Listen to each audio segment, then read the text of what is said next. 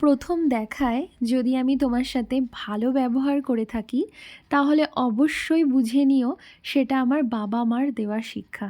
আর তারপর ধীরে ধীরে যদি আমার ব্যবহার তোমার প্রতি বদলে যেতে থাকে, তাহলে অবশ্যই সেটা ভাববে তোমার দেওয়া শিক্ষা। হ্যাঁ, এই কথাটা শোনার পর আমি সত্যি অবাক হয়ে গেছিলাম, কারণ এই কথাটা পুরোপুরি আমার লাইফের সাথে আমি রিলেট করতে পেরেছি।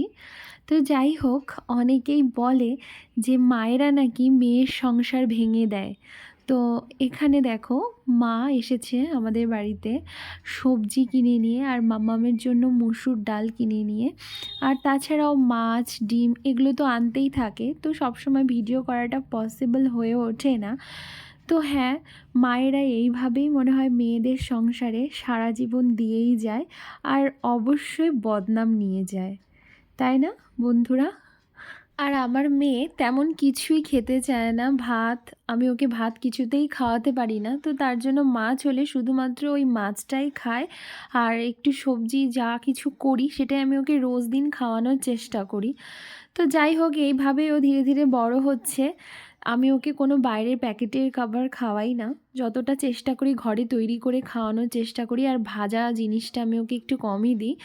তো যাই হোক, দেখতে থাকো আমার ব্লগ।